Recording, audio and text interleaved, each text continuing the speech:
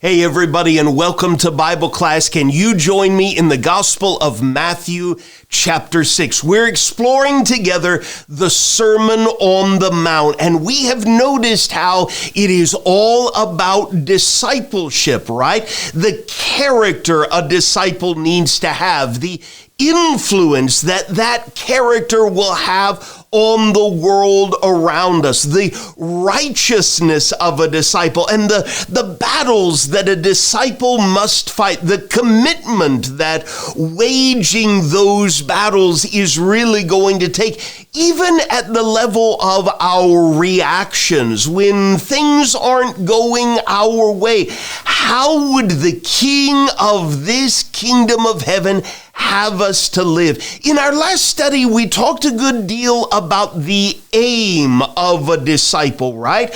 Who are we really living for? Whose praise means the most to us? Could I remind you how in Matthew chapter 6, verse 1, King Jesus warned his disciples, beware of practicing your righteousness before other people in order to be seen by them, for then you will have no reward from your Father who is in heaven.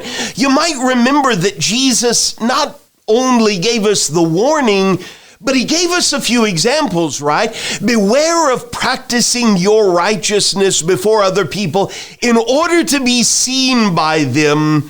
Example number 1, when you give to the needy, or example number 2, when you pray. Example number 3, when you fast. And we followed the line of that warning, right? But I told you in our last study, we would circle back around the middle there of Matthew chapter 6, where Jesus talked a little bit more about the prayers of a disciple. We need to remember two words here that we'll turn over in our minds as a class. Our prayers need to be thoughtful and reverent. Where are those two words coming from? Let's read together beginning in verse 7. Matthew 6, verse 7.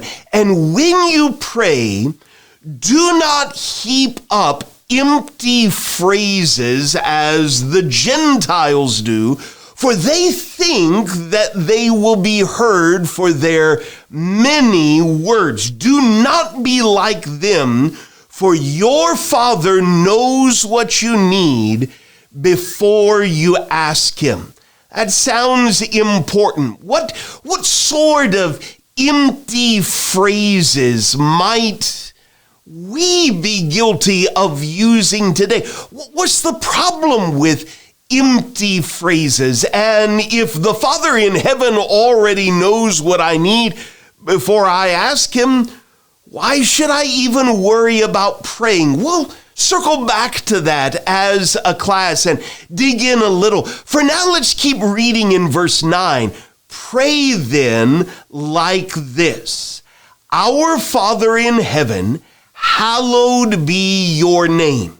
Your kingdom come, your will be done on earth as it is in heaven.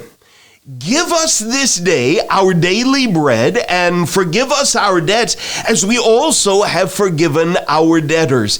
And lead us not into temptation, but deliver us from evil. For if you forgive others their trespasses, your heavenly Father will also forgive you. But if you do not forgive others their trespasses, neither will your Father forgive your trespasses. Now, I don't know about you, that gets my attention. So what does that have to do with prayer? As a class, let's just work our way through this pray then like this model that Jesus has given to us. As you scan those lines, what stands out to you? In what way do our prayers need to be thoughtful and reverent? And why did Jesus end by talking to us about forgiveness. King Jesus, in this greatest of sermons, has given us plenty to talk about. So let's do it together. Thanks so much for being in class this morning. Hope you have a great rest of your class and a great start to this new week.